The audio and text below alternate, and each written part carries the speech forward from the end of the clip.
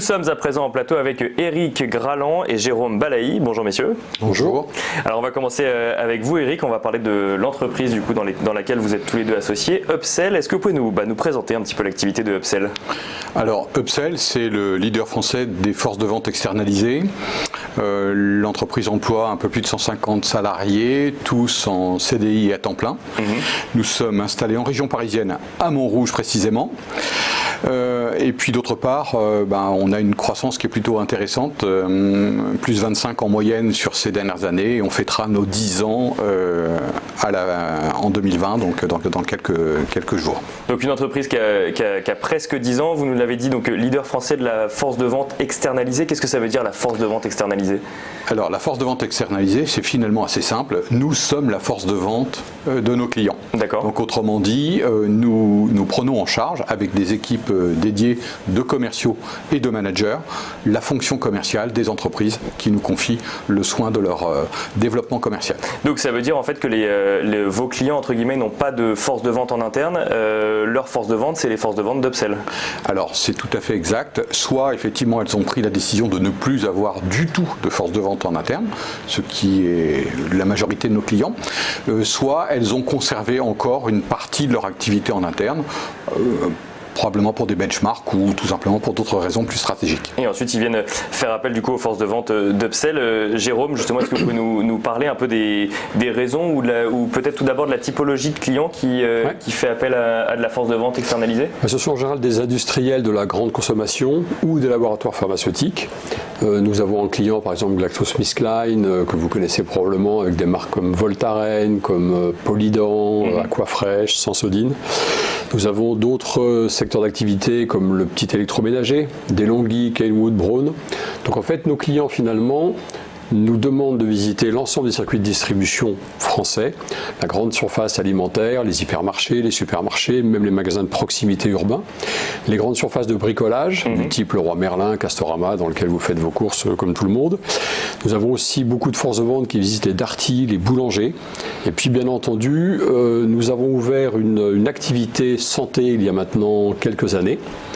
Quelques mois plus exactement, et nous avons des forces de vente qui visitent les pharmacies, les médecins, les hôpitaux, les cliniques pour le compte de ces laboratoires. Donc là en fait on parle de force de vente mobile entre guillemets, on ne va pas remplacer le vendeur dans un réseau de distribution, en revanche on va remplacer entre guillemets le représentant du laboratoire pharmaceutique ou d'un vendeur de boissons par exemple. On va remplacer, ou en tout cas on va faire acte de commerce en parallèle éventuellement d'une force de vente interne qui existe toujours dans l'entreprise, mais effectivement nous avons des commerciaux qui sont itinérants et qui sur toute la France vont visiter effectivement les circuits de distribution que le client nous demande de visiter. Et alors qu'est-ce qu'ils viennent chercher chez Upsell qu'ils n'ont pas en interne du coup? C'est quoi? C'est une histoire de prix ou une histoire de maillage de territoire dans certains endroits? Non, c'est pas du tout une question de prix, parce que globalement, bon an mal an, le prix est équivalent chez Upsell ou chez le client. Donc ce que le client cherche, c'est une performance, c'est une réactivité, et ce sont des outils effectivement extrêmement modernes. En fait, notre activité, ce sont d'abord des hommes impliqués, motivés, formés, mais aussi tout un tas de batteries d'outils comme le CRM, comme le reporting, la gestion de la performance commerciale. Et ces outils coûtent très cher à développer, coûtent très cher à maintenir, et de plus en plus nos clients, ou de moins en moins nos clients, ont la capacité à maintenir ces outils updatés régulièrement. Donc ils font appel à Upsell, puisque nous sommes le spécialiste effectivement, parmi d'autres, mais notamment un des grands spécialistes, comme l'a dit Eric tout à l'heure, de l'externalisation commerciale, et nous avons donc les hommes et les outils. Alors on a parlé de la performance, on va y revenir. Juste avant, si on reste sur les clients, Eric, on parle donc du coup d'hommes et de femmes qui sont sur le terrain, on parle de CRM ou toute une batterie d'outils. Comment ça se passe au quotidien? Comment est-ce que le client peut vérifier que vous êtes bien passé à un endroit ou à un autre, voir s'il est content ou pas de la discussion qui a eu lieu? Parce que ça reste finalement un métier d'humain. Alors oui, effectivement, on a un certain nombre d'outils, comme l'évoquait Jérôme, qui permettent de garantir à nos clients la véracité à la fois des informations et des actes que nous réalisons. Ils peuvent le suivre, mettons, sur une plateforme ou comment est-ce qu'ils ont la remontée d'informations? Voilà, exactement. Ils ont finalement une plateforme, un accès avec en temps réel le reporting. Donc ça leur permet à tout moment finalement de consulter ce qui s'est passé ou voir ce qui est en train de se passer.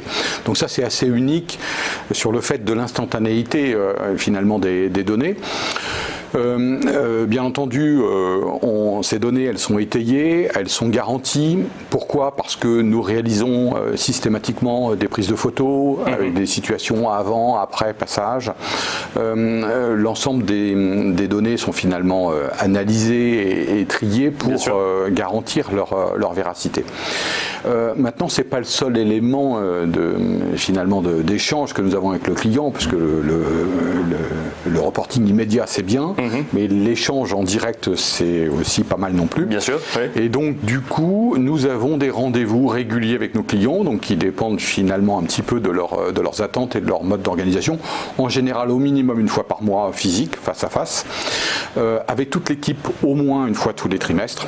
Et puis, bien entendu, le manager qui, chez nous, est le responsable finalement du dossier, de son évolution, de sa performance, est en contact permanent avec ses interlocuteurs chez le client, donc plusieurs fois par jour, ou par téléphone, ou par mail, suivant le mode d'information retenu. Et vous pouvez échanger du coup sur l'avancée d'un projet, et notamment sur la performance, comme vous nous le disiez, Jérôme. Alors justement, cette performance, peut-être avec Eric, toujours cette performance, qu'est-ce que ça change en fait de passer par Upsell ? Vous nous disiez que c'est plus performant, mais pour quelles raisons et comment ? Alors en fait,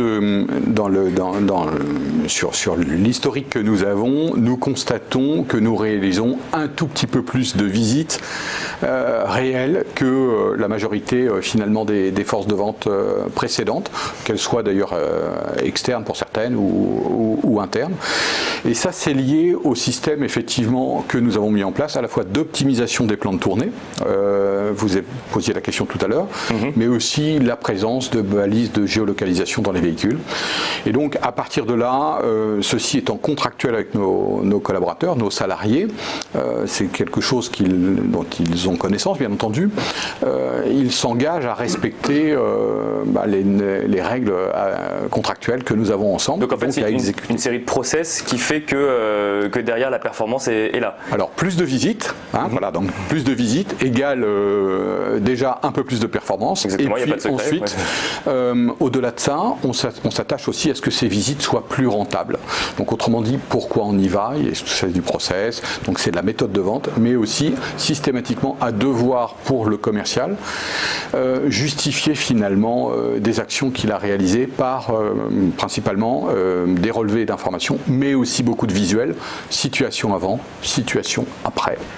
Et Jérôme, on le voyait à l'écran il y a quelques instants, il y a également une certaine reconnaissance puisque vous avez été considéré meilleure force de vente externalisée. Qui vous a remis cette... Oui, on est très fiers, comme vous l'imaginez bien. Je ne sais pas comment dire ce prix. Ouais. Ouais. En fait, ce sont des trophées qui sont organisés par LSA, qui est un magazine bien connu dans le monde de la grande distribution, ainsi que par Action Co, qui de même façon travaille sur ces secteurs d'activité. Et nous avons eu plusieurs fois ce prix de la meilleure force de vente externalisée. Et le dernier dont vous parlez, vous faites référence, c'est en 2019 pour une société qui est cliente d'Upsell, qui s'appelle Dr Beckman, qui sont des produits d'entretien de la maison globalement, et qui est situé sur un marché plutôt atone, un peu difficile de l'entretien dans la grande distribution. Et nous avons poussé ce client à faire une progression de 33% en 2019, en tout cas à cheval entre 2018 et 2019. Donc nous avons eu ce prix pour les process, pour les performances et pour l'engagement de notre équipe auprès de ce client pour défendre ses marques. Et d'ailleurs à ce propos, peut-être parenthèse, ce client donc a fait plus de 30% l'année dernière et nous sommes sur un train d'à plus 40 effectivement jusqu'à la fin de l'année 2019. Et donc après 2020 plus 50 et 2020 on verra. Et donc on est très fiers de ces prix qui effectivement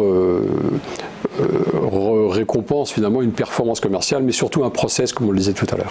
Alors justement, si on parle de process et si on rentre un peu plus dans le concret, on a pris des exemples de laboratoires pharmaceutiques ou de distributeurs de boissons. Si demain, je suis industriel, mon industriel vient vous voir et vous demande effectivement de lancer une nouvelle gamme de jus de fruits par exemple. Eric, qu'est-ce qui va se passer par la suite ? Vous lui dites très bien, j'ai 10 commerciaux et je vous les envoie sur le terrain, ou il y a quelques petites étapes avant ? Alors, vous avez raison de poser la question. Comment ça se passe ? On va tout d'abord établir ensemble un cahier des charges. On va étudier votre marché, vous allez nous le présenter et on va essayer de le comprendre le plus vite possible et puis de se mettre d'accord sur un dispositif. Donc on va avoir de nombreux échanges pour construire finalement ce dispositif, qui va s'appuyer sur, finalement en résultante, sur une équipe de combien de personnes, on va le définir, où est-ce qu'elle est située, est-ce qu'elle intervient sur toute la France ou seulement sur une ou plusieurs régions. On va définir quels sont les circuits de distribution que nous allons visiter. Donc c'est vous qui le définissez avec le client, c'est pas lui qui vient vous voir en disant j'ai envie que ce soit défini. Alors, il a souvent, vous avez raison, il a souvent une idée de ce qu'il aimerait faire, mais nous avons aussi notre rôle de conseil, et étant donné finalement l'expérience que nous avons sur ce marché et sur une grande majorité finalement des circuits de distribution de nos clients, nous sommes à même de les conseiller ce qu'ils apprécient forcément. Donc on les aide finalement à mûrir leur projet. On va de ce fait, si vous lanciez ce jus de fruits, vous aider à définir sur quel circuit, combien de visites on va réaliser, quelles sont les régions qu'on va couvrir. On va essayer de définir ensemble vos objectifs et puis les séquencer dans le temps. Et puis, bien entendu, on va commencer finalement la phase de construction à proprement dite de l'équipe. Donc on va recruter, et ça c'est toujours du sur-mesure. Et ça, c'est recruter, donc c'est pas forcément les mêmes équipes à chaque fois. Exactement, vous avez parfaitement bien résumé la situation. On fait du sur-mesure, donc on va finalement rédiger un cahier des charges, on va publier ces annonces et on va rentrer dans un processus de recrutement ad hoc, à la fois de l'équipe commerciale, suivant le nombre recherché, mais aussi dû des managers qui vont piloter cette équipe. Donc c'est pas les mêmes qui vendent des médicaments et que ceux qui vendent des jus de fruits bio du coup. Non, puisqu'on va toujours recruter sur mesure pour avoir finalement les personnes qui sont les plus adaptées au circuit, qui le connaissent déjà, qui surtout pourront s'investir au maximum pour développer les ventes de nos clients. Ensuite, une fois qu'on va avoir recruté, on va organiser un séminaire de formation sur lequel vous serez forcément l'acteur principal, puisque vous allez présenter à la fois votre entreprise, vos produits, vos marchés, vos objectifs, et ensemble, finalement, nous allons co-animer ce séminaire pour faire en sorte que, à l'issue de celui-ci, les équipes repartent gonflées à bloc avec, en même temps, à la fois toute la connaissance du produit marché, et des process, du coup, et aussi des process, voilà. Et puis bien entendu tout le pack matériel qu'on va leur fournir. Et alors rapidement Jérôme, si on revient sur l'entreprise Upsell, du coup qu'est-ce qu'on peut vous souhaiter pour la suite, ou quels sont les projets que vous avez pour la suite? Alors on a une chance chez Upsell, c'est qu'on est situé sur un marché qui fait bon an mal an une progression de 10%. Donc ça nous porte bien. Upsell depuis 10 ans progresse en moyenne de 25 à 30% par an, donc on est bien situé sur ce marché, comme l'a dit Eric, on pousse très fort. Nous avons comme projet d'anticiper systématiquement notre croissance. Donc nous avons, il y a quelques mois, emménagé dans des nouveaux bureaux à Montrouge, beaucoup plus grands, beaucoup plus spacieux, beaucoup plus opérationnels. Et nous avons en 2010 un gros projet pour nos 10 ans, notamment en matière de CRM. En 2020 du coup. En 2020, pardon, oui. Pour nos 10 ans. Un gros projet de CRM qui s'appelle Efficient Sell et qui va apporter quelques révolutions sur l'aspect tant ergonomique que physique, donc rendre service à nos clients. Donc nous avons des gros projets et que nous sommes très confiants sur la capacité d'Upsell à saisir les opportunités de business sur ce marché. Et ben vous reviendrez nous en parler en 2020. Mais volontiers. Merci beaucoup Jérôme Balaï, merci beaucoup Eric Graland. Je rappelle que vous êtes tous les deux associés chez Upsell.